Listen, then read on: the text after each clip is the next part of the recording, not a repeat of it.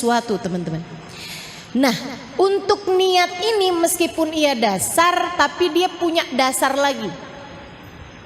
Niat tuh asas kan, dasar kan. Tapi si niat ini punya dasar lagi. Punya kayak orang mau bangun rumah tuh, kan pondasi. Tapi pondasi itu kan juga harus dibangun di atas tanah. Betul gak? Bikin pondasi di atas laut, terus di atas lumpur, ya goyang, bisa bertahan cuman berapa waktu aja, lama-lama hancur juga, gitu ya. Jadi niat itu pondasi. Nah, pondasi itu punya dasar lagi, punya tempat awalnya. Apa tuh tempat awalnya?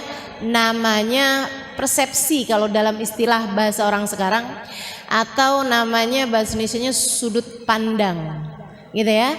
Kalau dalam bahasa Arab namanya masyhad.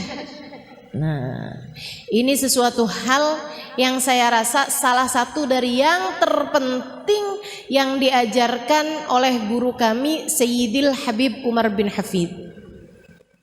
Dalam istilah kami para santri, seperti yang disampaikan Habib Umar bin Hafid, namanya masyhad. Atau kalau dalam istilah yang lebih familiar di telinga kita, namanya adhan, namanya persangkaan. Ini yang katanya Nabi Muhammad sallallahu alaihi wasallam, khaslatan laisa fawqahuma syai'un minal khair husnudzan billah wa husnudzan bi ibadillah, wa khaslatan laisa fihima syai'un minasyarr su'udzan billah wa su'udzan bi ibadillah.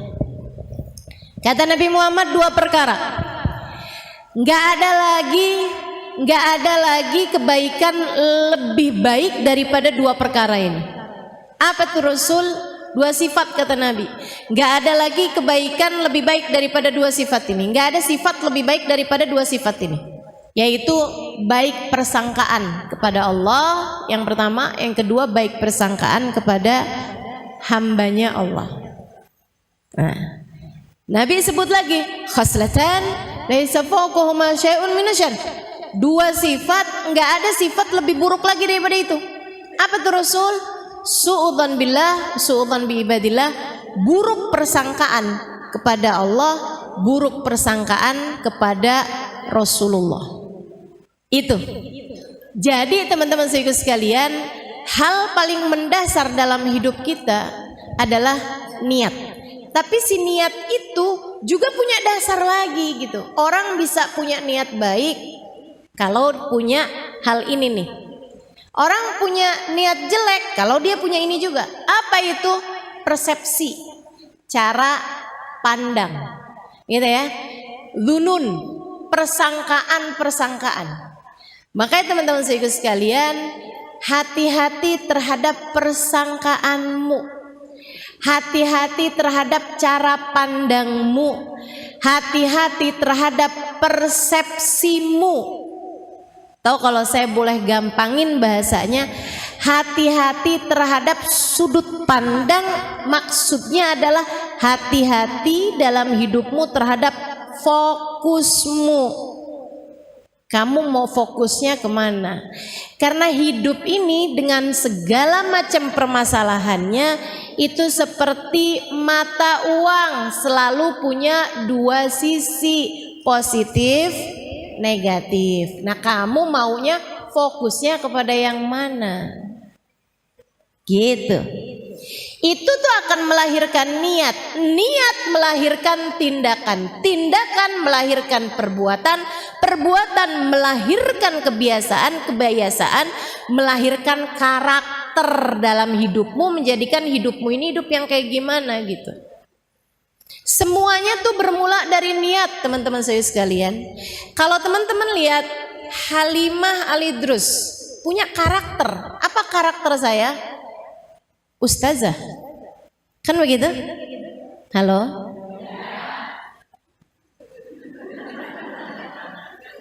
Orang masih lagi mikir udah dikasih jawabannya gitu. Saya kelamaan kalau suruh mikir sendiri ya. Itu namanya karakter.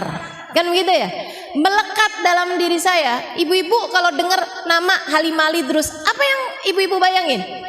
Ustazah gitu. Pasti jarang banget ada yang misalnya gitu ya, Halimah terus oh selebgram. Enggak kan? Walaupun follower saya banyak.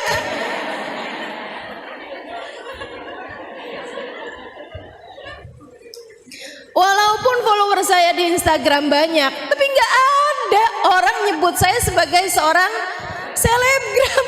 Nggak ada gitu. Orang tuh udah erat kaitannya Halimah terus ustazah gitu.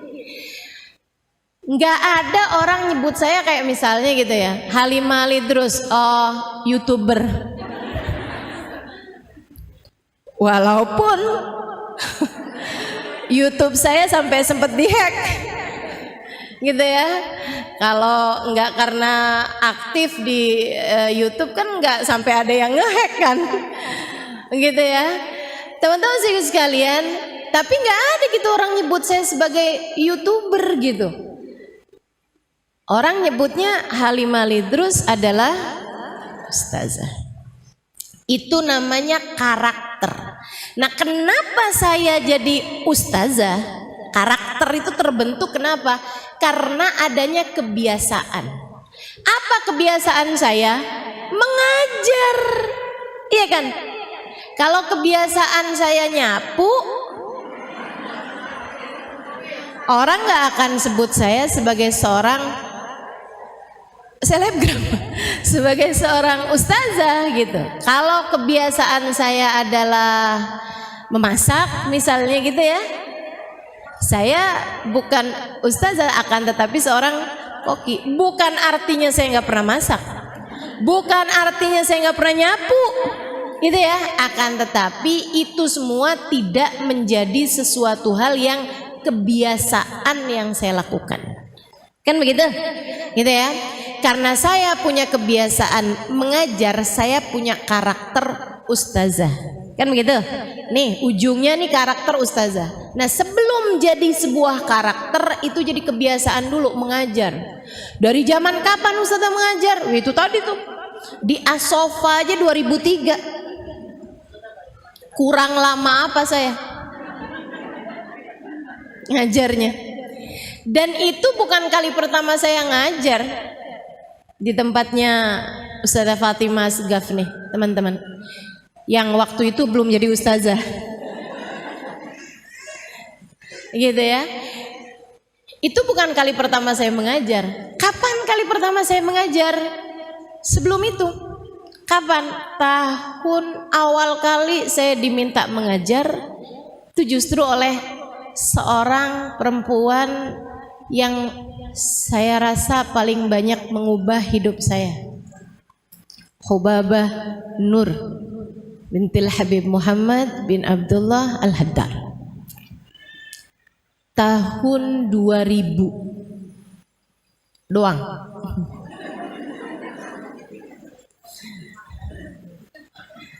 Tahun 2000 atau 1999, gak inget malahan ini ya. Iya sekitar segitulah. Saya rasa 1999 itu kejadiannya ya. Saya ingat banget jadiannya, sama kayak halnya Kak Emma ingat saat saya pertama kali diminta untuk mengisi kajian di rumahnya gitu ya. Itu teman-teman saya sekalian, mohon maaf saya sih lupa. Saya lupa. Tapi kan setiap orang itu punya momen-momen tersendiri yang dia tidak akan pernah melupakan. Gitu kan ya? Teman-teman juga mungkin ingat pertama kali ketemu saya. Saya lupa. Enggak semua saya ingat pertama kali ketemu. Ustazah ketemu saya pertama kali kapan? Maaf ya. Lupa. Nah sekarang aja belum tentu ingat. Mudah-mudahan ingat semua ya. Ibu-ibu sekalian saya muliakan, saya ingat banget awal kali saya diminta mengajar. Itu pada tahun yaitulah 1999 akhir saya rasa ya. Saya berangkat ke Tarim itu tahun 1998. Usia saya waktu itu 19 tahun. Saya diajak oleh abang saya, belum ada Daruz Zahra. Belum ada Daruz Zahra. Dan saya belum kenal Habib Umar bin Hafid, Hubabah Nur, belum kenal. sama semuanya. Abang saya ajakin saya gitu ya untuk nemenin dia pergi ke Tarim karena dia males mondok. Dia bilang dia nggak mau mondok, dia mau pergi ke Tarim tapi nggak mau mondok. Jadi dia mau tinggalnya di luar. Nah biar dia boleh tinggalnya di luar, itu dia harus punya alasan buat jagain adeknya, adek perempuannya, gitu ya.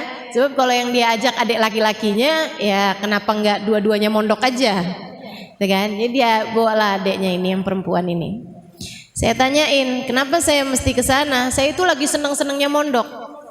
Waktu itu, saya udah mondok 8 tahun di Darul Lughah Dakwah, hampir 5 tahun, kemudian di Al Anwar Sarang Rembang 3 tahun, sebelumnya lagi ada sempat belajar setengah tahun di atau Hidiyah Tegal Jawa Tengah ya. Nah, itu jadi saya udah mondok tuh udah lama gitu, udah 8 tahunan, seneng belajar ya, seneng belajar. Itu tadi tuh, itu tuh ya, namanya itu karakter teman-teman sekalian yang terbangun karena kebiasaan. Nah kebiasaan ini tadi terbangun karena awal mulanya adalah tindakan memutuskan diri untuk pesantren, gitu kan. Kemudian selama di pesantren saya punya kebiasaan belajar dan saya seneng sama kebiasaan tersebut. Lagi seneng-senengnya mondok di pondok pesantren, abang saya ajakin, udah memang mau lulusan itu ya. Dan saya juga nggak punya rencana mau pindah ke pondok mana atau mau ngapain gitu. Abang saya ajakin saya untuk belajar ke Tarim. Saya bilang di Tarim ada apa bang? Iya sih di Tarim tuh emang nggak ada pondok perempuan. Lah terus saya mau ngapain di sana? Saya nggak tahu juga ada apaan ya di sana ya gitu.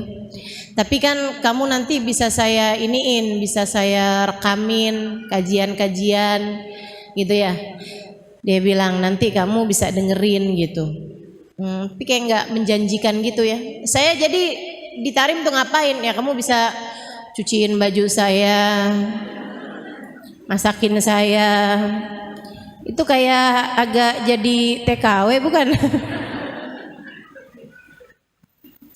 Kayak nggak menjanjikan gitu. Dia bilang udah kamu bawa aja kitab-kitab kamu, jadi nanti kamu bisa pelajarin di sana. Lah kalau mau buat pelajarin aja kenapa jauh-jauh ke sana ya? Tapi terus dia ada satu kata yang membuat saya jadi oke, saya mau gitu nemenin dia ke Tarim. Dia waktu itu bilang Tarim itu kotanya Faqihil Muqaddam Muhammad bin Ali Ba'alawi. Dan saya dari sejak kecil itu abah saya kalau habis selesai baca ratib haddad ada selalu beliau tambahin dengan doa ya Rabbana yasir lana umurana bijahi Sayyidina Muhammad bin Ali Ba'alawi gitu.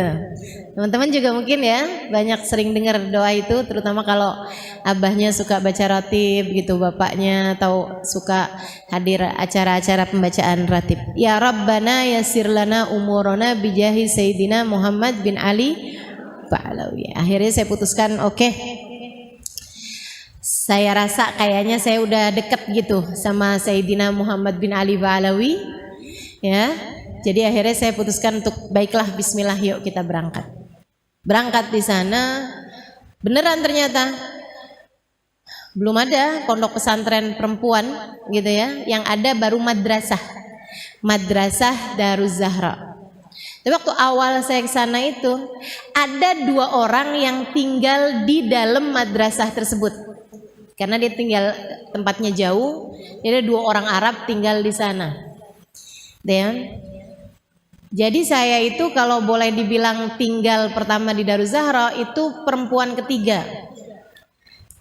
Perempuan ketiga yang tinggal di Daruz Zahra ya. Dan juga perempuan pertama yang dari Asia yang tinggal di pondok pesantren Daruz Zahra. Bukan yang datang ke Tarim untuk belajar. Kalau yang datang ke Tarim untuk belajar Ustazah Amirah duluan dari saya. Ustazah Amirah tuh di Tarim sebelum ada Daruz Zahra tuh. Makanya beliau tidak belajar di Daruz Zahra pondok pesantren, tapi belajar di Madrasah Daruz Zahra dan banyak tinggal bersama dengan guru kita, guru kami yaitu Hubabah Nur. Ya, makanya luar biasa tuh langsung sama Hubabah Nur, Ustazah Amirah itu. Teman-teman sih sekalian, saya pun mulai tuh sering datang ke Daruz Zahra gitu ya. Nggak ngerti pertamanya. Orang Arab itu ngomongnya, orang Arab Tarim ngomong bahasa Arabnya ini banget tuh. Aneh gitu. Bahasa Arabnya banyak diubah-ubah. Mungkin karena dia di pelosok juga ya, Arabnya bagian dalam gitu. Jadi ada lahjahnya gitu. Kalau kayak di Indonesia nih kayak orang Madura gitu, atau kayak orang mana gitu yang bahasa Indonesianya pun dirubah-rubah gitu kan. Logatnya apa semuanya jadi berubah gitu ya. Kayak orang Betawi deh. Orang Betawi kan bahasa Indonesianya juga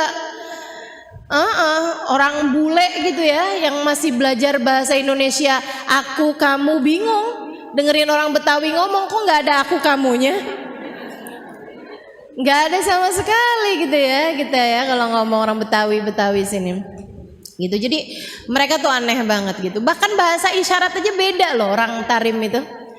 Masya Allah, mereka tuh kalau bilang iya gini,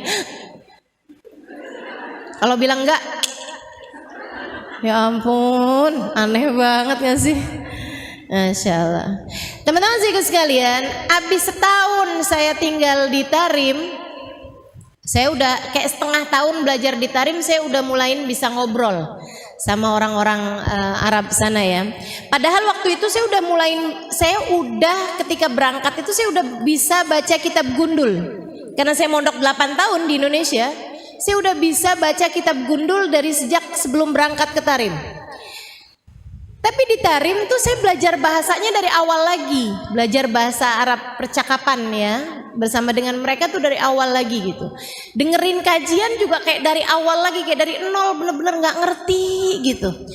Teman-teman sekalian, sampai terus dapat sebulan, mulai ada banyak kata-kata yang bisa saya pelajari gitu. Mulain lagi 2 bulan, 3 bulan, 4 bulan, 5 bulan, 6 bulan tuh saya merasa udah mulai bisa ngobrol ya sama orang Arab. Tapi kalau suruh ngajar ya masih susah juga gitu kan.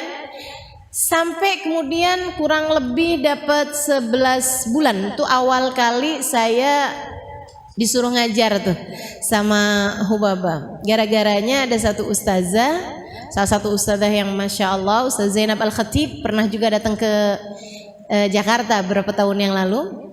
Nah itu beliau lagi ngajar.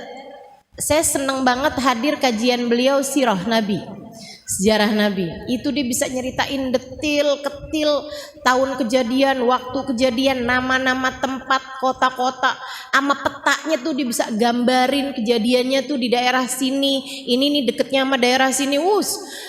Itu luar biasa sekali ya kekuatan memorinya ya. Orang Arab nih memang nggak banyak dosa, makanya nginget-nginget sesuatu jadi cepet banget gitu. Orang kita nih kebanyakan dosa, gampangan lupa. Akhirnya teman-teman, ada satu waktu Ustazah Zainab ngajarin fikih. Nah nih, kalau urusan fikih itu saya memang waktu di Sarang Rembang di Al Anwar itu pelajaran paling banyak yang saya pelajari adalah fikih. Makanya teman-teman kalau belajar fikih dari saya nggak usah merasa kayak yang bener nggak sih ini ustazah nyampein, nggak usah, percuma. Kok lain ya sama yang diajarin sama siapa misalnya gitu ya, nggak usah teman-teman, nggak usah ngerasa yang bener nggak sih ini ustazah nyampein. Tenang. Kamu tinggal nanyain aja, ustazah itu adanya di kitab apa, itu pendapatnya ulama siapa gitu kan. Ya, saya akan mampu mempertanggungjawabkan semua apa yang saya sampaikan. Karena saya belajar fikih itu bukan sebentar. Saya itu nyaris hafal semua isi kitab I'anatut Thalibin ala Syarhi Fathil Mu'in, dan itu 4 jilid yang saya ketika sebut namanya teman-teman tahu aja kagak. Enggak, bukan saya mau meremehkan dirimu, enggak, tapi udah kelihatan dari mukanya udah.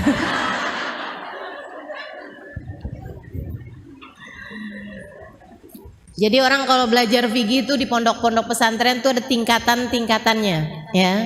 Biasanya tingkatan yang paling tinggi itu kitab namanya Fathul Mu'in.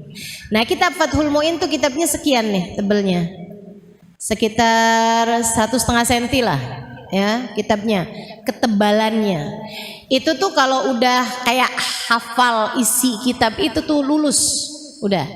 Nah, kitab Fathul Mu'in itu ada kitab syarahnya. Kitab syarah tuh kitab yang menerangkan maksud dari kitab Fathul Mu'in dan juga penjabaran pendapatnya ulama dan lain sebagainya mengenai hukum tersebut gitu. Nama kitabnya I'anatut Thalibin, 4 jilid segede-gede gini nih. Jadi kalau kamu bawa tuh segini. Itu saya hafal isi kitab I'anatut Thalibin waktu itu, zaman itu, umur saya 19 tahun. Jadi nggak usah khawatir teman-teman, kalau saya menyampaikan hukum kepadamu, saya akan mampu mempertanggungjawabkan semuanya. Kenapa Ustazah bisa hampir hafal semua isi kitab I'anatut Thalibin pada waktu itu? Karena saya senang belajar. Ya, senang belajar. Saya bukan orang yang rajin belajar. Saya hanya orang yang jatuh cinta pada ilmu. Saya senang belajar. Dan itu modal banget sih. Jadi kalau kamu punya anak gitu ya, apa hal yang harus kamu tanamkan kepada anak-anak kamu adalah rasa senang belajar. Rasa senang belajar, menjadikan belajar itu sesuatu yang menyenangkan gitu buat mereka. Itu bisa ditanamkan ya. Ketika mondok di Darul Lughah wa Dakwah awal kali itu, saya banyak ketemu sama orang-orang yang membuat saya terkagum-kagum dengan keilmuannya dan membuat saya jadi kayak yang saya kepengen nih jadi kayak mereka gitu. Dari situlah kemudian timbul rasa minat, keinginan untuk menjadi seseorang yang bisa menguasai banyak ilmu seperti mereka gitu. Kayaknya enak nih kalau saya pinter kayak gitu, enak nih gitu. Jadi saya seneng belajar, saya seneng tahu sesuatu tuh, saya seneng banget. Balik lagi ke Tarim. Jadi akhirnya saya tinggal di Tarim tuh.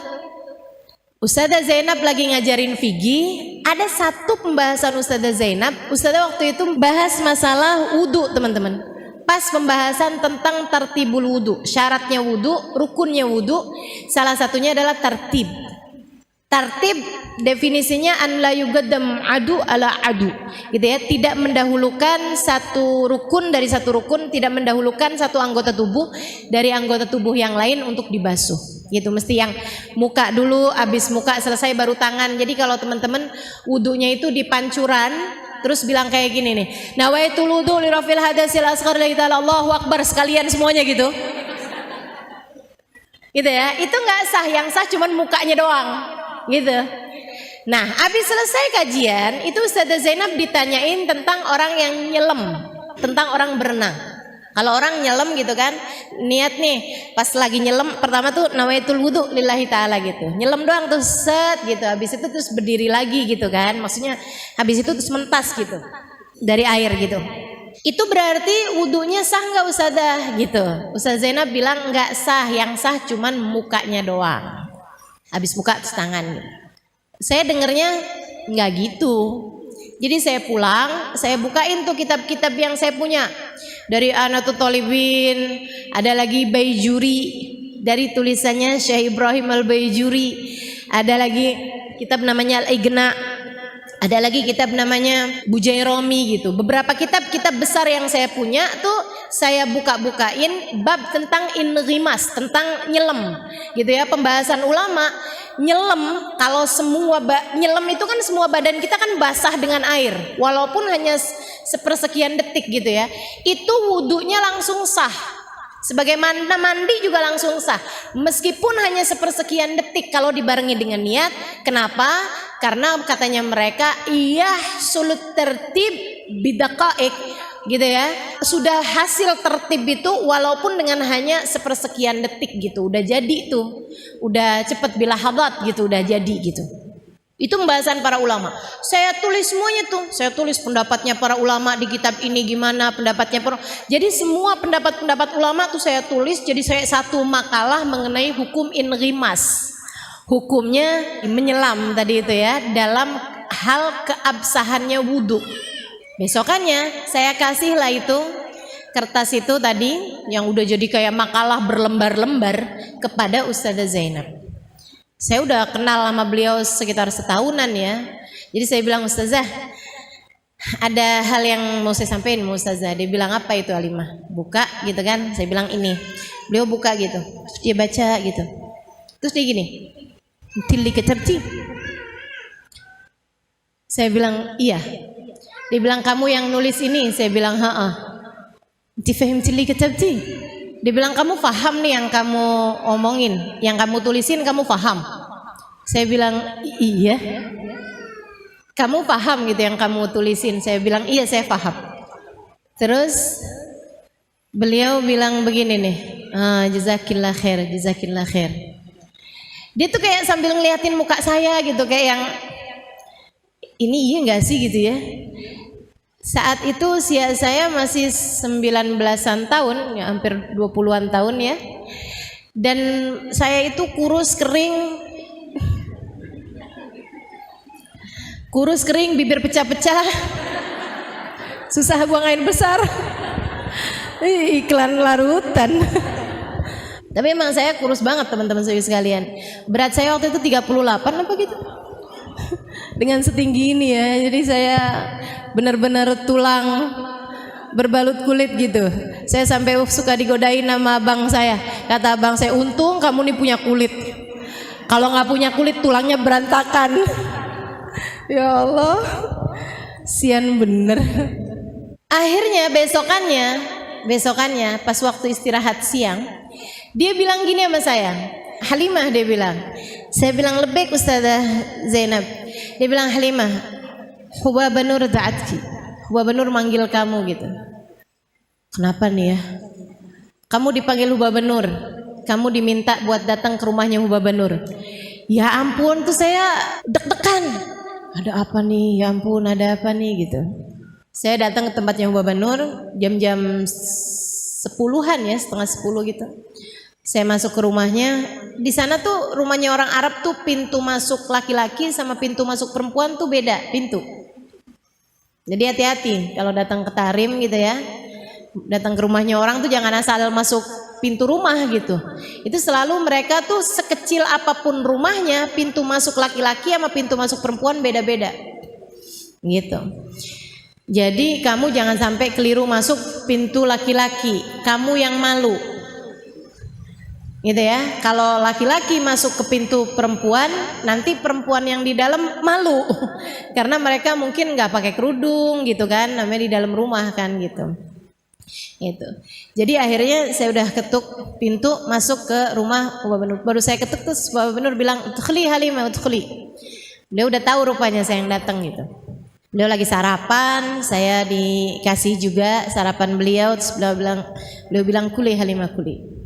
Habis itu Hubaba Nur bilang kayak gini sama saya, Halimah, kamu tahu kan, saya itu beberapa waktu yang lalu kehilangan seorang guru pengajar fikih. Dia dari mana gitu sebutin namanya mau Baba, dan dia harus pulang. Saya sedih bener, karena saya tuh perlu banget perempuan ngajarin fikih gitu. Saya akhirnya jadi minta sama Allah, saya jadi doa. Saya minta ya Allah, jangan biarkan saya sendirian dalam jalan dakwah ini. Bantu saya ya Allah, datangkan guru fikih untuk kami. Saya doa berapa waktu ini Halimah, sampai terus kemarin Ustazah Zainab ngasih lihat sama saya tulisan yang kamu tulis tentang bab inrimas dalam masalah wudu. Saya ketika membacanya, saya tahu bahwa doa saya sudah diijabah Allah. Kamu adalah ijabah dari doa saya minta kepada Allah didatangkan guru fikih untuk kami. Terima kasih Halimah. Saya tahu Allah tidak akan pernah membiarkan saya sendiri dalam jalan dakwah ini. Mengajarlah bersama kami nak, zakillah khair. Saya saat itu rasanya ngerasa kayak yang ya Allah, ucapan beliau tuh sampai sekarang saya nggak lupa gitu. Kamu adalah ijabah doa saya. Saya tahu Allah tidak akan pernah membiarkan saya sendiri. Allah hadirkan kamu untuk kami agar kamu bisa bersama dengan kami membantu dakwah ini. Gitu. Saya tahu Allah tidak akan pernah membiarkan saya sendiri. Terima kasih Halimah, mengajarlah bersama kami. Itu teman-teman saya sekalian, menurut saya salah satu ucapan paling indah, salah satu di antara ucapan paling indah yang pernah saya dengar. Gitu ya. Kalau Kak Emma tadi cerita bahwa saya bilang sama dia itu kan, buat Kak Emma apa sih yang enggak? Gitu ya. Buat Kak Emma apa sih yang enggak gitu. Waktu itu saya ngomong kayak begitu gitu. Dan itu menurut dia adalah salah satu dari ucapan indah yang pernah didengar dalam seumur hidupnya gitu kan. Salah satu dari ucapan-ucapan indah yang pernah didengar dalam hidupnya. Nah, saya menganggap bahwa permintaan Hubabah kala itu juga merupakan salah satu dari hal terindah dalam hidup saya yang pernah saya dengar.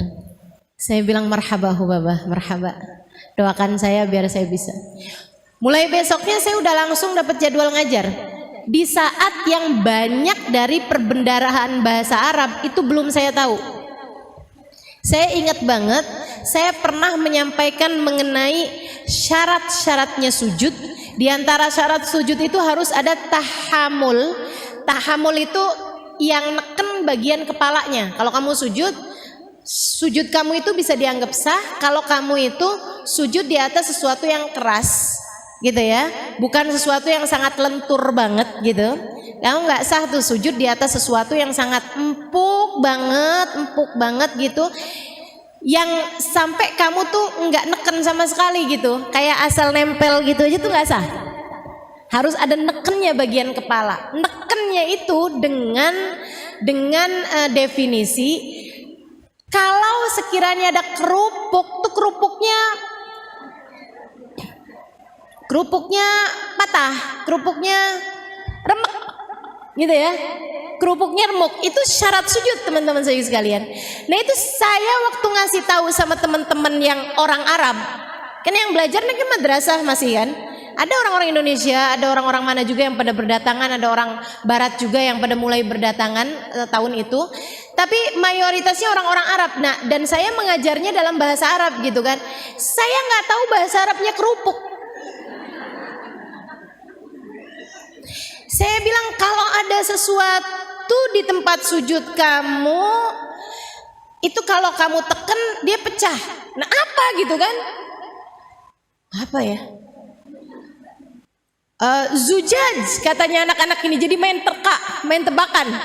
Kaca, enggak nggak sampai kaca. Ya ampun serem banget kalau syaratnya sujud harus mecahin kaca. Nggak sampai kaca saya bilang. Apa ya, makanan apa ya dibilang kayak gitu, makanan yang kalau kamu makan terus dibilang kerupuk, ya ampun gampang banget bahasanya.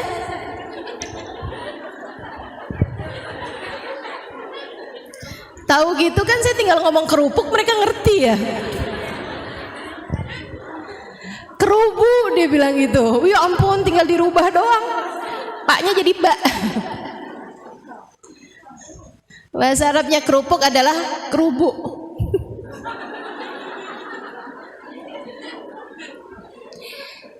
Saya pun mengajar mulai tahun itu 1999 sampai dengan sekarang tahun 2022. Berapa tahun tuh? Berapa tahun sih itu? 23 tahun. Saya udah ngajar 23 tahun. Masya Allah, Masya Allah. Kurang lama apa? Dari umur saya 20 tahun sampai umur saya sekarang 43 tahun. Teman-teman saya sekalian. Nah itu tuh kebiasaan sampai kemudian menjadi karakter. Kebiasaan itu diawali dengan tindakan pertama, kan begitu ya? Tindakan pertamanya adalah hari Hubabah Nur nyuruh, kemudian saya pun mulai mengajar. Nah, tindakan itu tuh teman-teman sekalian diawali dari niat. Niatnya sejak kapan? Sejak saya tamat SD. Ketika saya merasa bahwa saya belum tentu panjang umur, Meskipun ternyata persangkaan saya belum tentu panjang umur itu tidak terbukti, karena sampai sekarang saya masih hidup. Berarti umur saya kan panjang nih kan, udah sampai 43 gitu maksud saya. Ya nggak tahu kesananya masih panjang apa enggak, tapi saya menganggap bahwa umur saya sekarang ini berarti udah panjang. Saya udah hidup 43 tahun teman-teman saya sekalian. Udah panjang apa belum tuh? Panjang. Udah panjang menurut saya. Saya tuh dulu dari sejak SD, dari masih SD, saya selalu berpikir, saya tahu kalau saya punya kecerdasan lebih daripada teman-teman saya di SD. Ya, belum tentu dari kamu, belum. Tapi dari teman-teman saya sekelas di SD, saya punya kecerdasan lebih daripada mereka, sehingga saya selalu jadi bintang kelas. Saya nggak pernah kesulitan untuk belajar waktu itu. Saya jadi merasa bahwa saya ini kayaknya bisa belajar apa aja deh. Saya bisa belajar kedokteran, jadi saya bisa jadi dokter. Saya bisa belajar cara bangun rumah, bikin saya bisa jadi arsitek. Teman-teman saya sekalian, cuman saya pikir saya mau belajar apa ya yang sekiranya kalau saya berumur pendek sekalipun saya akan bermanfaat ilmunya. Saya pikir kalau saya belajarnya itu kedokteran, belum tentu saya panjang umur, sehingga saya belum tentu memanfaatkan ilmu saya. Kan panjang waktu belajarnya. Dan pula kalau saya ternyata mati sebelum jadi dokter, ilmunya jadi sia-sia. Saya pengen belajar sesuatu yang andai pun saya umurnya pendek, dalam kubur tuh saya nggak nyesel. Yang nggak lain nggak bukan, saya harus belajar ilmu agama. Dengan ilmu agama membuat saya jadi tahu menjalani kehidupan tuh mesti kayak gimana. Jadinya nanti di dalam alam kubur saya nggak nyesel. Gitu maksud saya. Ya kan? Karena kan malaikat mungkar nakir nggak mungkin nanyain saya resep obat. Dokter Halimah, kalau kami nih para malaikat sakit kepala resepnya apa ya? Nggak mungkin kan? Nggak mungkin gitu loh. Nggak mungkin malaikat mungkar nakir akan diminta, coba silahkan gambarkan desainnya surga nih, kami lagi kebingungan mau bangun surga dengan desain seperti apa. Nggak mungkin. Jadinya yang saya pikir ya udah dah, saya mau belajar ilmu yang di kuburan pun saya akan ditanya mengenai itu, yaitu ilmu agama. Ya kan begitu kan? Ilmu agama gitu. Tuhan kamu siapa? Dan itu kan bukan dijawab pakai lisan, akan tetapi pakai hati. Ini saya kepengen gimana caranya biar Tuhan saya tuh meresap ada dalam hati saya seumur hidup saya. Kalau ditanya-tanya apa kitabmu gitu ya, apa imammu, apa petunjukmu dalam kehidupan, saya akan bisa menjawab Al-Quran imami, Al-Quran adalah imamku, Al-Quran adalah petunjuk dalam kehidupanku, dan saya ngerti isinya Al-Quran. Jadi saya harus belajar ilmu agama. Itu sejak hari itu saya punya niat, teman-teman saudaraku sekalian. Sampai kemudian lahirlah tindakan berupa saya belajar di pondok pesantren, kemudian terus belajar di pondok pesantren, terus belajar di pondok pesantren. Niat saya selamat di akhirat, bermanfaat ilmu saya buat banyak orang. Gitu. Sampai dengan saya mulai mengajar, sampai kemudian menjadi kebiasaan mengajar tersebut, sampai kemudian menjadi karakter seperti yang teman-teman tahu sekarang ini. Jadi kalau teman-teman sekarang nih mau ngerasa, wah saya nih dalam hidup nih kayaknya nih karakternya salah nih. Apa sih sebenarnya karakter yang kita harus bangun? Ya selain daripada saya seorang ustazah, mungkin yang lain kamu sebagai seorang apa, kamu seorang apa. Apa sebenarnya karakter wajib yang harus kita punya, teman-teman saya sekalian? Ini saya kasih tahu. Kita ini di atas muka bumi ini punya sebuah karakter yang harus kita punya. Semua dari kita ini mesti punya. Karakter apa itu? Karakter Abdullah. Karakter hamba Allah, ya, karakter ibadallah, karakter hamba Allah satu, yang kedua karakter umat Rasulullah, umatnya Nabi besar Muhammad. karakter yang terbangun di atas kalimat la ilaha illallah Muhammad Rasulullah. Karakter la ilaha illallah, Allah Tuhan kita, dan itu karakternya Allah, karakternya kita, kita hambanya Allah. Karakter Muhammad Rasulullah adalah Nabi Muhammad, Nabi kita, dan kita adalah umatnya Nabi Muhammad. Kan begitu teman-teman sekalian. Siapapun dirimu, siapapun diriku, siapapun kita sekalian, nih karakter kita adalah la ilaha illallah Muhammad Rasulullah, menjadikan kita hamba Allah, umat Rasulullah. Itu dia karakter kita.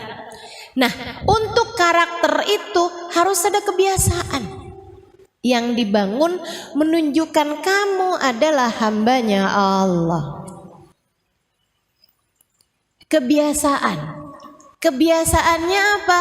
Kebiasaannya yang Allah bilang, "Wa ma khalaqtul jinna wal insa illa liya'budun." Tidaklah aku ciptakan jin dan manusia selain untuk ibadah kepadaku, selain untuk menghamba padaku.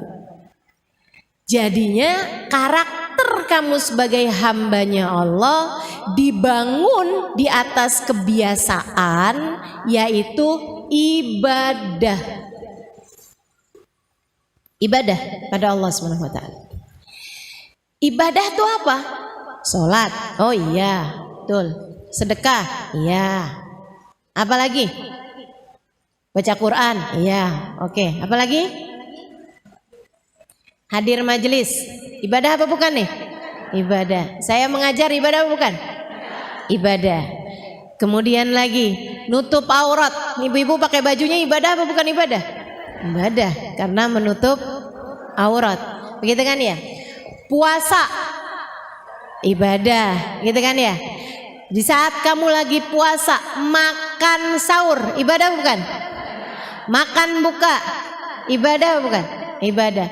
Di saat kamu lagi nggak puasa karena kamu sedang menstruasi, saat kamu lagi nggak puasa karena kamu adalah seorang istri yang suamimu sedang ada di kota, tinggal bersama dengan kamu, itu memang istri nggak sunnah buat sering-sering ibadah sunnah, ibadah puasa sunnah ya.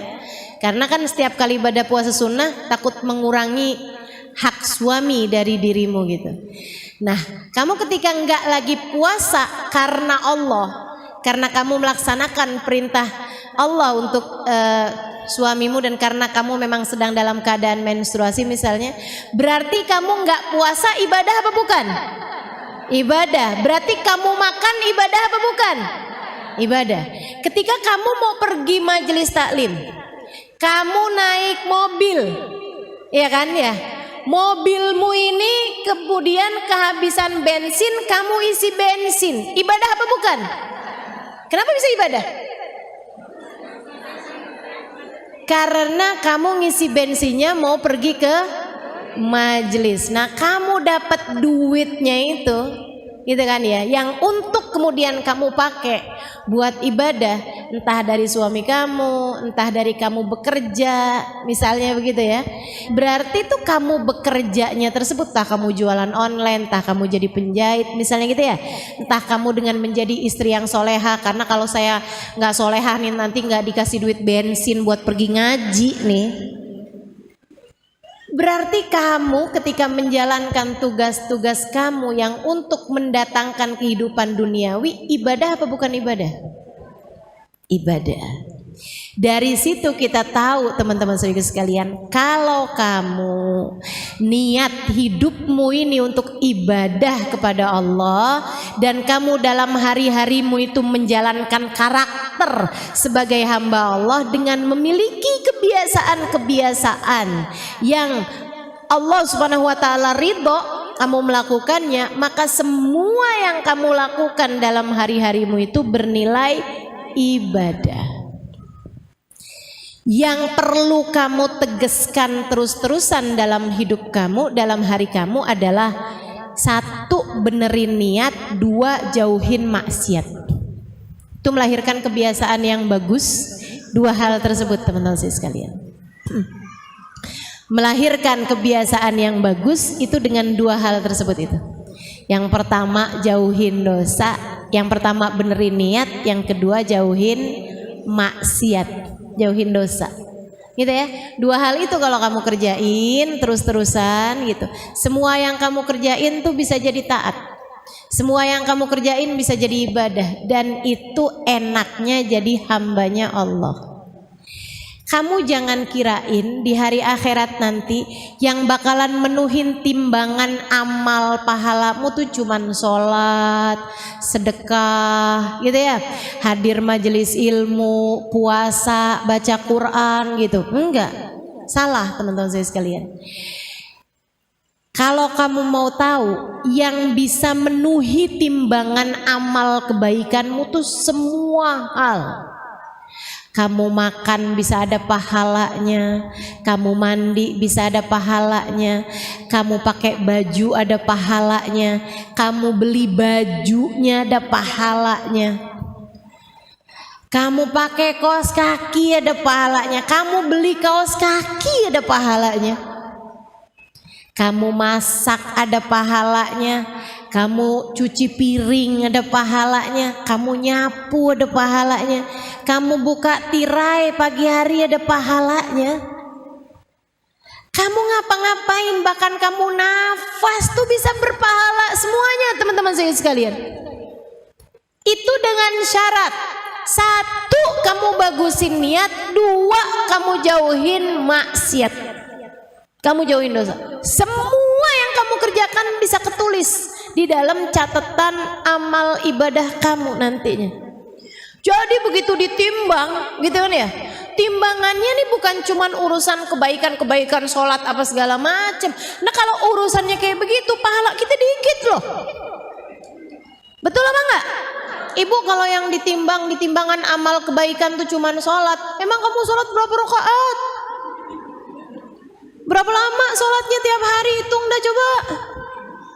Sholat duhur 5 menit, sholat asar 5 menit, sholat maghrib 3 menit gitu ya, sholat isya 5 menit, sholat subuh 2 menit.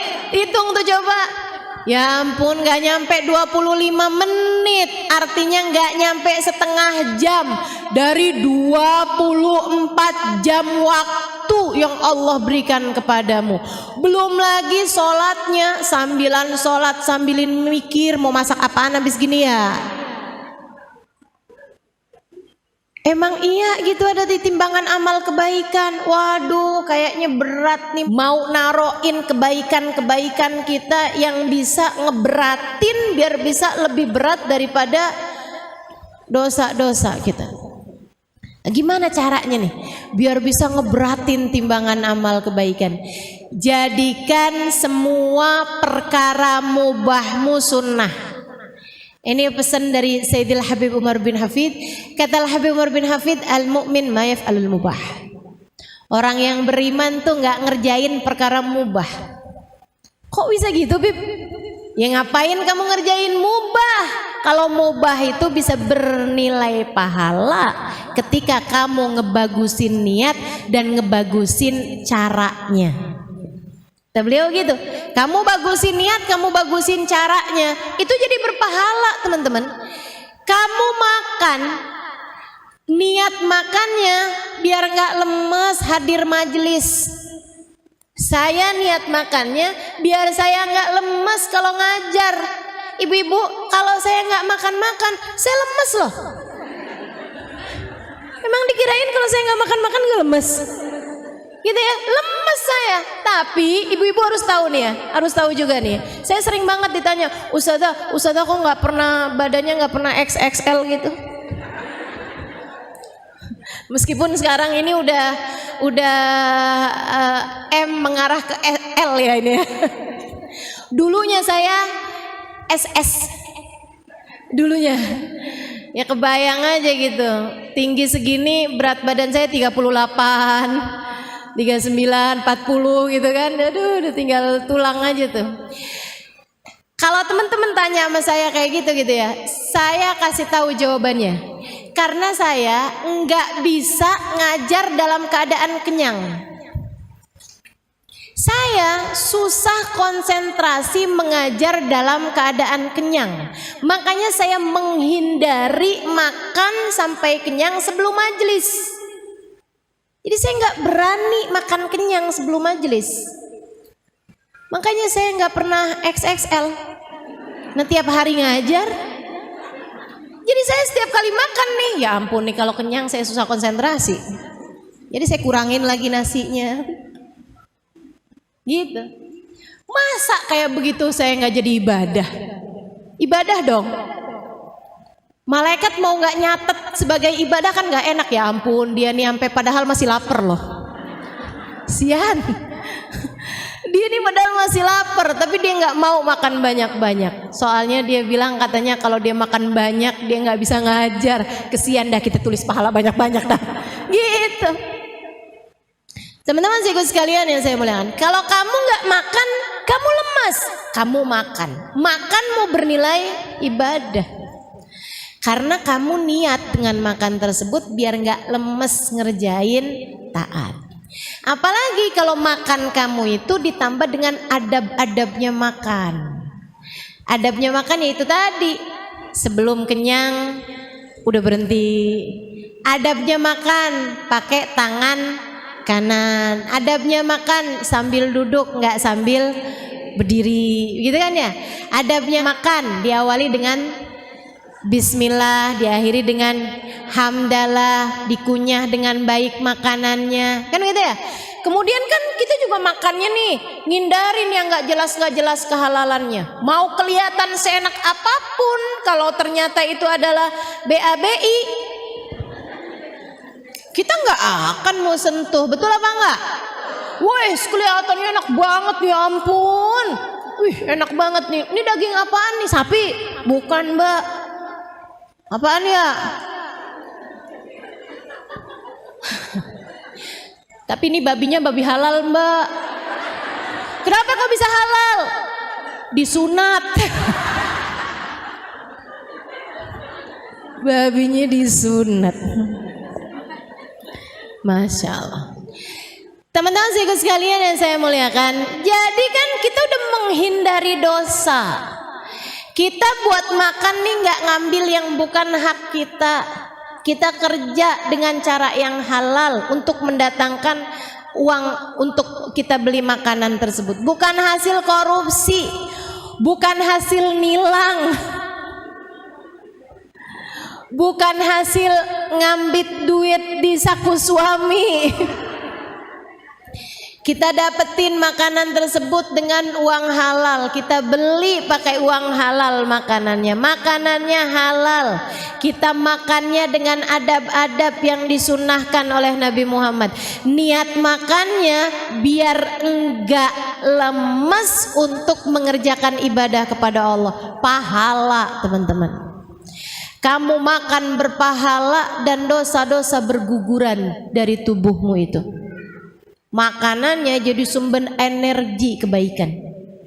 Makanya kalau kamu bilang saya kok berat banget ya mau mengerjakan kebaikan gitu, kamu liatin makananmu tuh mungkin ada yang haram. Apanya yang haram ya? Mungkin bukan makanannya haram, tapi dapatnya dari hasil yang haram. Hati-hati teman-teman, coba liatin aja di sekeliling. Yang pada korupsi, yang pada jadi pejabat tapi yang zalim sama rakyat, gitu ya. Atau yang jadi, mohon maaf, yang jadi polisi tapi suka nilang orang, gitu kan ya. Bu, bukan apa masalahnya? Ada nggak orang yang ditilang ikhlas? Jarang loh. Betul apa enggak? Alhamdulillah kena tilang. Ya Allah, seneng banget, saya mau ngasih polisi. Ada yang begitu? Nggak ada, nggak pernah lihat saya. Mesti orang tuh kalau udah ketemu ini kan polisi kan, astagfirullah, kok deg-degan ya rasanya ya. Apakah ini yang dinamakan jatuh cinta? Masya Allah. Nggak ada yang ikhlas tuh, kalaupun juga ngeluarin duit, ya ampun, nggak ada yang ikhlas. Udah apalagi ditambah dengan hadis ar-rashi wal murtashi finnar, yang nyuap dan yang disuap masuk neraka. Serem banget, serem banget. Jadi teman-teman sekalian yang saya muliakan, kalau uangnya itu hasilnya halal, insya Allah semuanya bakal gampang ngerjain ketaatan. Makanya kalau kamu mau benerin hidup kamu tuh, salah satu dari yang harus kamu benerin biar taat yang dikerjakan adalah penghasilannya juga mesti halal. Teman-teman sekalian, liatin aja di sekeliling kamu. Kalau ada orang berpenghasilannya haram, apalagi pakai judi, apalagi pakai pinjol, pinjaman online tuh, kamu pikir nggak haram? Ini mana dia nih yang suka pinjol nih? Ya ampun, buka YouTube sekarang iklannya pinjaman online semua. Astagfirullah, astagfirullah. Riba teman-teman. Dan riba itu dosa, satu dari dua dosa yang Allah ancam dalam Al-Quran. Kalau kamu nggak berhenti, aku perangi, kata Allah. Nih jangan main-main sama urusan riba. Ayo nih, mana dia nih, emak-emaknya nih, yang suka kredit panci, yang suka hutang-hutang online nih, pinjaman-pinjaman online atau pinjaman-pinjaman berbunga, pinjam uang di bank, pinjam uang yang dijanjikan inian ya, apa sih namanya, bunga gitu. Teman-teman saya sekalian tuh haram tuh.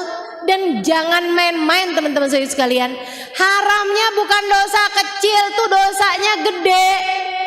Sampai katanya para ulama, salah satu dari dosa-dosa tertinggi yang bisa dipastikan pelakunya matinya tidak husnul khotimah. Dalam Al-Quran, saya baca nih di Quran nih. Oh, saya baca Quran dan insya Allah banyak yang ngerti artinya. Saya baca Quran. Di dalam Quran hanya ada dua dosa loh yang disebutkan sama Allah. Kalau kamu nggak berhenti, aku perangi kamu, kata Allah. Fa ilam tantahu fa'danu biharbin minallahi ta'ala wa rasulih. Kalau kamu nggak berhenti, aku ajak kamu perang. Orang diperangin sama Allah tuh gimana ceritanya bisa menang? Orang diperangin sama Allah tuh hancur sehancur-hancurnya hidupnya teman-teman. Dosa apa itu Ustazah? Yang pertama dosa ngebunuh Nabi.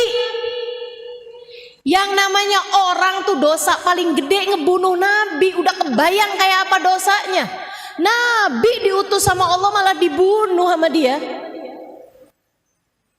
Orang yang ngebunuh Nabi Saleh, orang yang ngebunuh Nabi Daud, orang yang ngebunuh Nabi Zakaria, orang yang ngebunuh nabi-nabinya Allah Subhanahu wa taala, nabi dibunuh sama mereka. Itu teman-teman dosanya.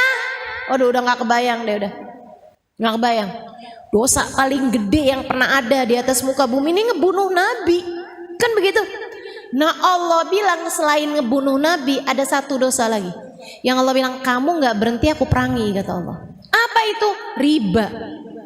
Allah tuh habisnya bilang mengenai dosanya riba, Allah bilang fa illam tantahu fa'dhanu biharbin minallahi ta'ala wa rasulih. Kalau kamu nggak berhenti utang-utangan online, kalau kamu nggak berhenti utang-utang riba, apalagi kamu yang ngeribain duit kamu, aku ajak kamu perang, kata Allah. Aku kumandangkan genderang perang sama kamu, wa rasulih, dan aku ajakin Nabi Muhammad buat perangin kamu. Ibu-ibu, jangan sampai kamu hadir majelis maulid, kamu bilang pengen biar dicinta sama Nabi Muhammad. Kata Nabi Muhammad, gimana kamu bisa aku cinta? Kamu malah lagi aku perangin. Karena kamu ngutang-ngutangin duit sama umatku dengan bayaran gantian berupa bunga. Kamu jeret leher orang-orang dengan pinjaman-pinjaman dari kamu itu. Aku ajak perang sama kamu, gak usah nyari cintaku, kata Nabi. Aku perangin kamu selama ini. Gimana ceritanya? Jangan bilang, ya ampun saya tahajud, saya ibadah, saya ini, saya itu. Tapi kalau kamu masih ngerjain dosa satu ini teman-teman, percuma. Makanya saya beneran marah nih kalau saya terus-terusin nih. Dah buruan, kalau masih ada yang tersangkut urusan pinjaman online atau urusan pinjaman offline, ya pokoknya hutang piutang dengan riba. Mau kamu yang berhutang, apalagi kamu yang menghutangi, segeralah bertaubat kepada Allah Subhanahu wa taala. Tinggalin, cepetan, buruan. Sebelum kamu jadi kebiasaan, sebelum jadi karakter. Si fulana, siapa dia? Oh, tukang renten itu. Ah, tuh sebelum jadi gitu. Sebelum jadi karakter. Buruan, segera taubat sama Allah Subhanahu wa taala sebelum datang ajal menjemput kamu. Udah teman-teman, nggak usah pakai habisnya ustazah kalau saya nggak pinjem-pinjeman kayak begitu tuh ustazah, saya nggak punya apa-apa. Udah mendingan nggak punya apa-apa. Bu, jangan pernah lupa apa yang sering saya sampaikan sama ibu-ibu. Sesedikit apapun yang kamu punya cukup untuk membiayai hidupmu. Tapi sebanyak apapun yang kamu punya nggak akan pernah cukup untuk membiayai gaya hidupmu. Mau punya berapa banyaknya nggak bakalan cukup, Bu, kalau yang kamu biayai adalah gaya hidup. Makanya kalau mau hidupnya tenang jangan kebanyakan gaya. Dah, nggak usah kebanyakan gaya. Ya ampun. Nih ya, ustazah kalau pinjamannya nggak pakai bunga gimana ustazah? Ya halal sih halal, tapi Bu, hati-hati ya, jangan sampai kamu punya kebiasaan berhutang, apalagi kalau sampai alhamdulillah dia kayaknya lupa dah. Alhamdulillah kayaknya dia lupa tuh. Yaudah aja dah. Ibu pernah ketemu nggak ada orang utang kagak dibayar-bayar, tapi status di Instagram healing mulu. Statusnya tinggal healing di pantai, gitu kan ya? Healing di gunung, healing mulu Bu. Giliran ditagih utang hilang. Ada tuh yang modelannya kayak gitu. Ada apa nggak? Mana orangnya? Mau lihat saya nih orang yang mana nih? Masya Allah nggak hadir ya. Dah nggak pakai deh, nggak pakai. Yang punya utang buruan bayar, buruin bayaran, buruan bayarin. Jangan berani mati bawa utang Bu. Nabi aja nggak mau nyolatin. Sahabat kalau mati tuh, Nabi pertanyaannya satu, punya utang apa enggak? Oh dibilang nggak punya Rasul, ya udah deh saya sholatin, gitu. Tapi kalau dibilang maaf Rasul dia punya utang, enggak saya nggak mau nyolatin. Ya Rasul kesian nih dia saudara saya Rasul, masa nggak nyolatin? Enggak saya nggak mau nyolatin orang mati bawa utang. Kenapa Nabi sampai nggak mau nyolatin orang mati bawa utang? Bu, ini kamu kalau hidup di zaman Nabi nih Bu, kamu nggak disolatin loh Bu kalau mati bawa utang. Ibu mau gitu? Astagfirullah, jangan sampai Bu, pokoknya jangan berani dah mati bawa utang. Jadi gimana nih Ustazah? Udah nggak usah pakai utang nih ibu-ibu sekalian. Biasa-biasa aja, yang ada kita pakai, yang nggak ada ya udah. Enggak. Ya udah nggak apa-apa kok. Gini di majelis taklim nggak ketahuan. Mana kerudungan mahal, mana yang murah. Nggak ketahuan Bu, mana yang abaya di atas 100 juta, mana yang 100.000. Udah nggak usah. Lagian ibu-ibu sekalian, kalau yang make orangnya keren biar kata murah kelihatan mahal. Maksud saya bukan saya, tapi ada orang-orang biar kata pakainya barang-barang murah juga kelihatannya mahal. Ibu ya, salah satunya saya. Masya Allah. Kalau orang yang nggak keren Bu, biar kata pakai barang mahal juga dikirain KW. Udah dah. Ya Bu ya. Nggak usah kamu jadikan tampilanmu sebagai nilai hidup kamu. Enggak di situ nilai hidupmu. Nilai hidupmu ada para karakter kamu sebagai hambanya Allah, sebagai umatnya Rasulullah. Jadi teman-teman saya sekalian, Habib Umar bin Hafid bilang, orang mukmin enggak ngerjain barang mubah. Ingat-ingatin saya, orang mukmin enggak ngerjain barang mubah. Apatah lagi makruh, apatah lagi haram. Mubah aja enggak kok kita. Gitu. Kenapa orang mukmin enggak ngerjain barang mubah? Karena di saat dia mengerjakan perbuatan mubah sekalipun, niatnya bagus, adabnya bagus, sehingga dia berpahala semuanya. Ya. Dan itu semuanya tuh kebiasaan yang dilahirkan dari perbuatan yang dilahirkan dari awal tindakan itu semuanya bergantung dari niat. Nah, si niat ini nih berdasar dari perspeksi, berdasar dari masyhad, berdasar dari sudut pandang. Maka ibu-ibu kalau pengen ngebenerin hidup, benerin niatmu. Dan kalau kepengen ngebenerin niatmu, maka benerilah cara pandangmu. Makanya kenapa ngaji penting, membuatmu tahu harus memandang dengan cara bagaimana. Gitu. Kenapa ngaji penting? Membuat kamu bisa ngerti cara memandang sesuatu, Bu. Gitu ya, Bu ya. Yang mesti dibenerin tuh ibu-ibu sekalian. Sekarang gini deh. Kamu punya suami. Nih ya, buat para istri yang punya suami nih kan. Nih kamu nih, kalau kepengen ngebenerin rumah tangga kamu gitu, bukan dengan cara kamu ngebenerin fisik kamu gitu. Oh, saya kepengen ngebenerin rumah tangga nih biar suami nggak kemana-mana. Jadi saya harus berpenampilan dengan tampilan yang bagus. Karena hidung saya ini belum mancung, saya sepertinya perlu buat nambahin. Iya. Buat nambahin apaan di hidung jadi biar agak sedikit lebih mancung, filler sana, filler sini, tarik benang, sulam alis, sulam bibir, kemudian tanam bulu mata gitu ya. Pulang-pulang keluar dari salon, jangankan orang lain, suaminya sampai nggak kenal. Siapa ini? Enggak gitu, Bu. Bukan juga dengan kamu memperbaiki tampilan-tampilan. Wah, ini rumah harus ininya harus dicat ulang ini apa? Enggak perlu. Apalagi dengan memaksakan diri, ini rumah tangga jadi bagus kalau kita punya mobil, kalau kita punya rumah bagus, kalau kita punya rumah yang ada halamannya, biar saya nggak perlu healing jauh-jauh, saya cukup dengan keluar rumah aja, saya dengan memandang kebun-kebun di belakang rumah saya. Lah itu perlu berapa miliar buat kamu mewujudkannya? Ibu-ibu saudariku sekalian, bukan itu yang perlu kamu benahi, Bu, bukan.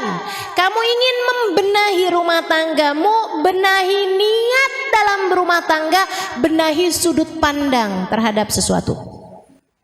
Benahi niat. Apa niatnya? Saya berumah tangga buat ibadah.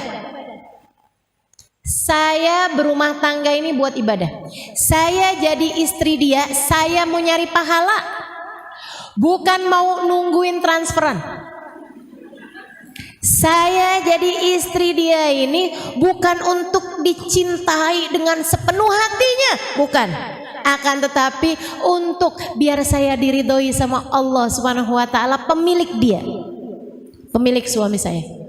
Nih Bu, kalau kamu udah nyari Allah, Allah bakalan bikin hati hamba-hamba terpaut padamu. Itu kamu gak usah khawatir. Itu kamu gak usah. Kamu dapetin Allahnya, Allah bakalan kasih semuanya. Anak-anak soleh-soleha, suami cinta sama kamu, saudara sayang sama kamu. Kalau kamu dapat ridha Allah Subhanahu wa taala, gak usah khawatir itu.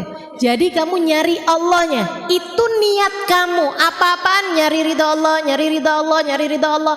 Jangankan dalam perlakuan kamu kepada suami kamu yang besar-besar, bahkan sekedar kamu senyum sama suami, kamu nanyain apa kabar dia, kamu pijitin kakinya, bukan karena biar kamu dikasih transferan lebih banyak, Akan tetapi karena kamu ingat nih semuanya pahala nih, ya Allah, saya pengen nyari pahala di sisimu ya Allah.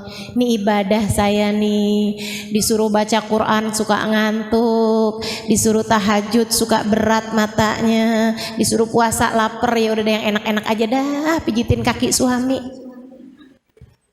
Kan begitu ya? Senyum di hadapan suami itu pahalanya nambah-nambah terus. Malaikat rokib sibuk loh ibu-ibu. Jangan kamu kira di saat kamu tahajud, di saat kamu baca Quran gitu ya, saat itu aja malaikat tuh kemudian sibuk. Belum tentu nyatet pahala sholat kamu tuh semuanya kecatet. Apalagi sholat kamu masih gelambiar pikirannya kemana-mana. Tapi di saat suami kamu lagi datang, kemudian kamu senyumin, apa kabar, gimana tadi di luar, kok kamu senyum-senyum gitu, seneng jadi bini abang.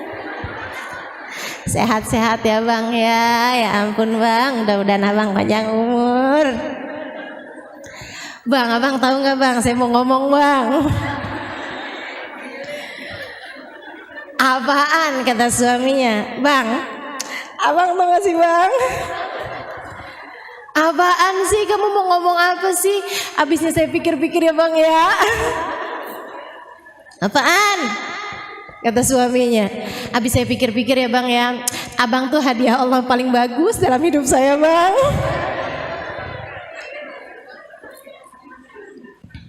Bu, kamu kayak gitu, kamu bicara seperti itu, kamu menyenangkan hati suamimu seperti itu, malaikat rokib sibuk nyatet pahalanya. Jangan dikira enggak, banyak banget itu tuh pahalanya. Itu yang harus kamu lakukan teman-teman saudaraku sekalian. Benahi niat, benahi sudut pandang. Ngelihat suami bukan sebagai Fulan bin Fulan, anaknya Pak Fulan, dia adalah ayah anak-anak saya. Enggak gitu lihatnya. Fulan bin Fulan dia adalah suami saya. Enggak gitu caranya. Akan tetapi dia adalah Fulan bin Fulan, hambanya Allah, umat Rasulullah yang Allah jadikan jalan surga saya dengan saya menyenangkan hatinya. Allah jadikan jalan ridho Allah buat saya adalah dengan keridhoan dia terhadap saya. Makanya kamu lihatnya udah deh tuh surga, jalan surga kamu di saat suami lagi menyenangkan. Ya ampun, emang surga dia mah adem, surga. Di saat dia lagi nyebelin, surga emang berat, surga berat. Hufatil jannah bil makarih gitu kan. Surga dikelilingi dengan perkara yang tidak menyenangkan, kata Nabi Muhammad gitu. Dia emang bener, kata Nabi itu bener dah pokoknya. Ada dalilnya segala. Itu namanya ngebenerin sudut pandang. Dalam segala macam hal, kamu ngelihat anak-anak kamu, jangan sebagai Fulan bin Fulan anak saya, Fulan bin Fulan anak suami saya, gitu ya? Bukan kayak begitu bu. Ini anak saya nih, dia harus melanjutkan kehidupan saya. Saya dulu mau jadi ustadzah nggak bisa, sekarang dia harus jadi ustadzah. Waduh. Saya dulu mau jadi pramugari, kalah tinggi, sekarang nih dia harus jadi pramugari. Waduh. Saya dulu mau jadi dokter tapi nggak bagus nilainya, kurang pinter saya jadi nggak diterima. Anak saya harus jadi dokter. Apa maksudmu? Kamu kok segitunya merasa berkepemilikan? Nggak gitu. Nanti yang beneran punya marah kepadamu. Kok ngaku-ngaku sih kamu? Siapa yang beneran punya anak kita? Allah. Anak kita punyanya Allah. Anak kita punyanya Allah. Sama suami kita punyanya Allah. Jangan sok-sok ngaku-ngaku. Anak kamu punyanya Allah bu. Katanya Allah, aku tidak menjadikannya milikmu. Ia bukan aku beri kepadamu. Ia adalah amanat yang harus kamu jaga. Dan kamu harus mengembalikannya kepadaku. Makanya tugas orang tua adalah mengenalkan Allah dan Rasulnya kepada anak-anaknya. Mengenalkan kasih sayang Allah dan Rasulnya lewat kasih sayang orang tua tersebut kepada anak-anaknya. Itu tugas orang tua. Ini namanya ngebenerin sudut pandang, teman-teman. Ini namanya ngebenerin dhon, ngebenerin persangkaan kamu harus sesuai dengan kenyataan. Dia itu siapa? Kan begitu ya? Anak kamu nih siapa? Nah ini kan kalau kamu bilang ini anak saya, punya saya, lahir dari rahim saya. Oke, lahir dari rahim kamu benar, tapi punya kamu, tunggu dulu, benar apa enggak? Emang kamu ikutan bikin hidungnya? Oh, hidung kamu aja pesek, hidung dia mancung. Kamu gak ikut-ikutan bikin hidungnya, bikin mulutnya, apalagi nentuin garis nasibnya. Gak ada, kamu gak ikut-ikutan. Berarti bukan punya saya. Punya siapa? Punyanya Allah yang nyiptain dia. Ini namanya ngebenerin dhon, ngebenerin persangkaan. Persangkaanmu harus sesuai dengan kenyataan, sehingga kamu bisa selalu husnudzon kepada Allah, dan kemudian kamu jadinya husnudzon kepada hamba-hambanya Allah. Kalau kamu bagus persangkaannya, ngelihat semua orang nih hambanya Allah, saya jadinya husnudzon terus. Saya nih kalau ngelihat teman-teman ini kan semua hambanya Allah, saya jadinya husnudzon terus. Ada ngelihat orang yang semangat belajarnya, Masya Allah, ya Allah, nih calon-calon orang-orang soleha. Masya Allah, solehah-solehahnya hamba-hambamu ya Allah. Saya udah ngomong lebih dari sejam nih, masih pada dengerin. Masya Allah, solehah-solehah. Allah subhanahu wa ta'ala. Bagus persangkaan saya. Kenapa? Karena saya punya husnudzon kepada Allah. Bahkan saya ngeliat di pojokan ngantuk, Masya Allah, begitu tenangnya hatinya. Orang kalau nggak tenang nggak ngantuk, Bu. Betul apa enggak? Amanatan nu'asan kata Allah, yaghsha taifatum minhum. Makanya saya nggak pernah sakit hati kalau ada yang tidur. Masya Allah, begitu tenang hatinya. Berarti majelis saya nih ditulurin ketenangan dari Allah Subhanahu wa taala sampai bikin dia ngantuk di pojokan. Masya Allah, Masya Allah, luar biasa. Kenapa saya bisa husnudzon? Ngelihat yang semangat saya husnudzon, ngelihat yang ngantuk saya husnudzon, karena cara berpikir saya bagus, gitu ya. Karena saya bisa memperbaiki persepsi, karena saya bisa memperbaiki dhon, bisa ukabbirul masyhad, kata Sayyidil Habib Umar bin Hafid, bisa membenahi sudut pandang, bisa memperbagus masyhad, memperbagus cara kita melihat terhadap sesuatu, cara berpikir terhadap sesuatu. Maka sekali lagi, inti semuanya nih, kalau teman-teman udah bisa dapat garis merahnya alhamdulillah kan, tapi jika tidak nih saya bantuin teman-teman. Kalau kamu ingin memperbaiki hidupmu, maka cara nomor 1 dalam memperbaiki hidup adalah memperbaiki niat, dan cara memperbaiki niat adalah memperbaiki persepsi, memperbaiki cara pandang, memperbaiki masyhad, memperbaiki cara kamu berpikir, memperbaiki persangkaan kamu, ya, sehingga kamu selalu husnudzon kepada Allah, husnudzon kepada hamba-hambanya Allah Subhanahu wa taala. Bagus persangkaan kamu, bagus masyhad kamu, bagus persepsi, bagus sudut pandang kamu, melahirkan niat yang bagus. Niat yang bagus melahirkan tindakan yang bagus.